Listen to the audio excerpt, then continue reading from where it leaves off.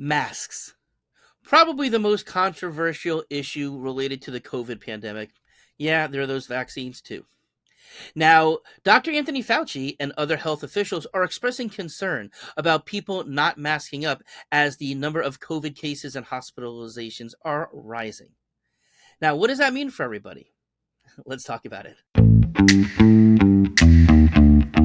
Hey, everybody, it's Dr. David. Gosh, it would be nice to not have to talk about this stuff anymore.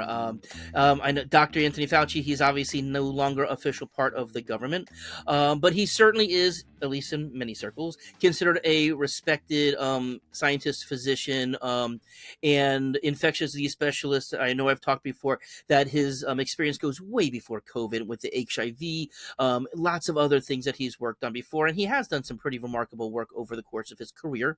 I realize that he has become the scapegoat for some people, and certainly throughout the course of the pandemic, he made comments that, in hindsight, that turned out to not be so accurate.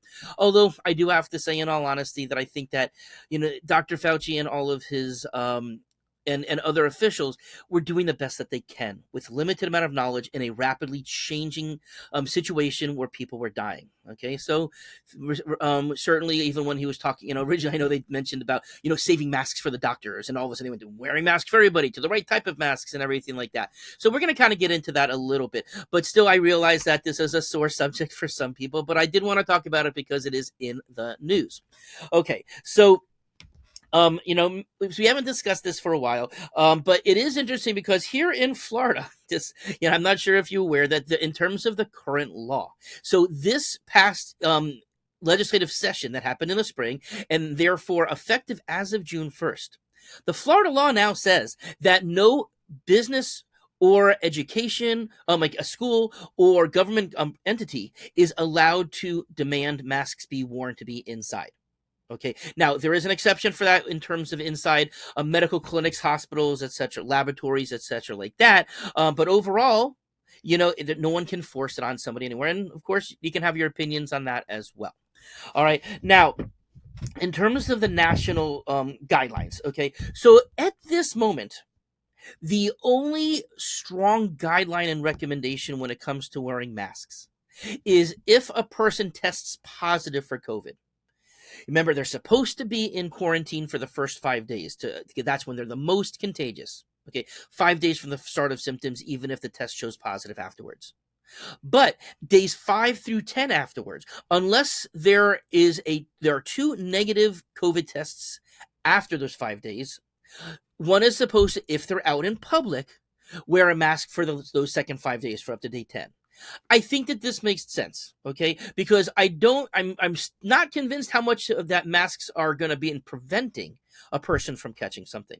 But there is no doubt in my mind that if a person's breathing into a mask with fibers that catch it, yeah, that's not to say that something can't escape from the sides, but most of it is going to get caught. So I do think that there is relevancy to a positive person, to a person who was positive of doing it, because they may still be contagious, even though they're not as contagious as during those first 5 days. Okay. Now, in terms of the new wording that's coming out, and all public healthcare officials are using much softer language than what we were seeing during the pandemic. They're saying they're recommending, they're using the word suggesting. They're not making those strong words and making it seem as if people who aren't wearing masks, and again, I'm not talking about during those 5 days, it certainly seems as if people were being scorned for a while.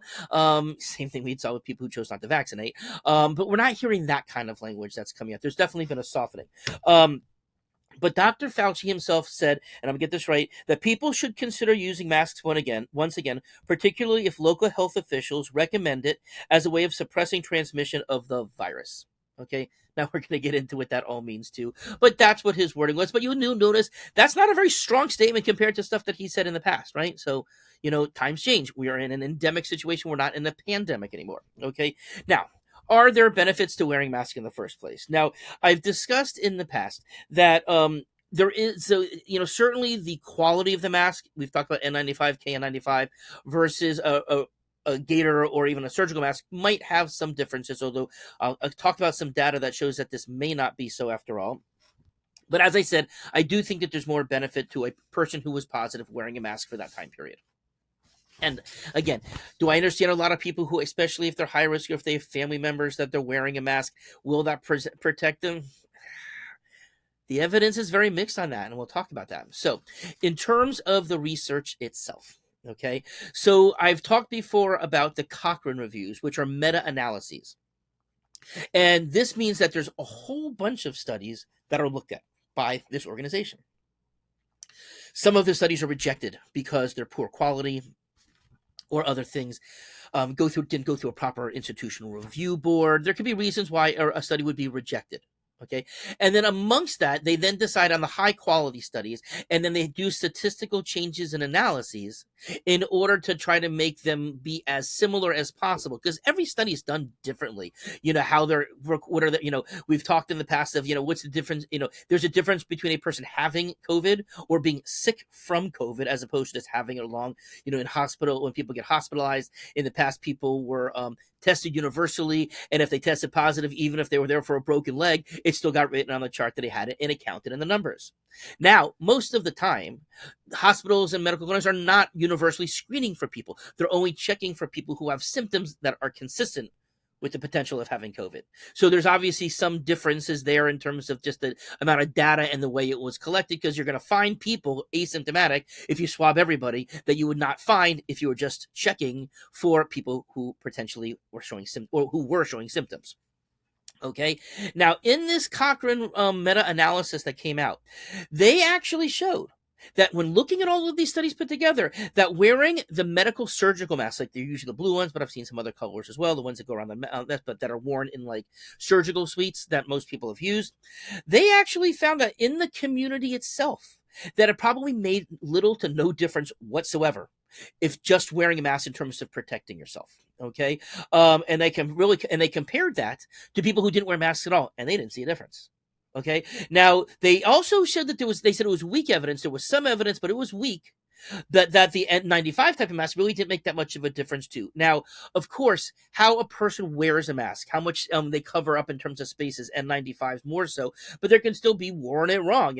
We still see people who've worn masks like this. So, of course, wearing it properly does have some level of effect. And, they would often ask people how often do you wear a mask? But they didn't say, hey, can you put it on and show me how you do it? So again, there could be some skewing of the data there as well. Okay. Now, Tom Jefferson, no relationship that I'm aware of to the president. He's from Oxford University. He's an epidemiologist, and he's the one who led this particular Cochrane review. And he said in an interview the following: there's no evidence that masks are effective during a pandemic. That's pretty strong wording from a doctor. And he then wanted to say it makes no difference. None of it. There is just no evidence that masks make any difference. Full stop. Wow. That's pretty strong stuff there, right? Now, the actual paper itself did make this following statement, so I do want to quote that because, again, usually things aren't quite so cut and dry. The high risk of bias in the trials, variation in outcome measurement, and relatively low adherence with the interventions during these studies hampered drawing firm conclusions. Of course, as less and less people wore masks as the pandemic and into the endemic phase, of course, it's more difficult to collect data, but especially to compare it to the data from 2 years ago when people may have been more likely wearing the masks. Okay. Interestingly, though, in this Cochrane review, there was something that did make a difference: hand washing. It wasn't tremendous, but it was a 14% statistical improvement. And statistically, it was improved that people who did wash hands did have a less likely chance of catching it and passing it along. So, that's probably a non-controversial thing. We should all be washing our hands all the time anyway. And certainly there was a big push for that at the beginning, and certainly washing hands is still a good idea. Okay.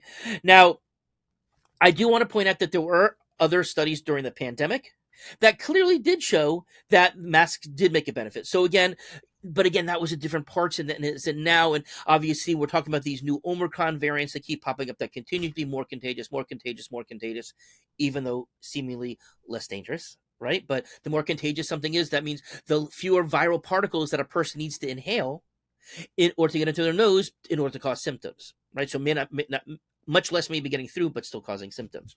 Okay. So in terms of my takeaway, if you are positive for COVID, if you have to go out during those second 5 days, I think it's a good idea to wear a good quality mask.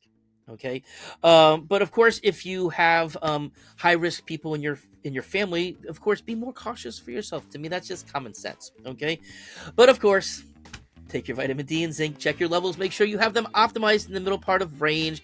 That seems to make a huge difference, as we've talked about, and as my mantra is. All right, have a nice day.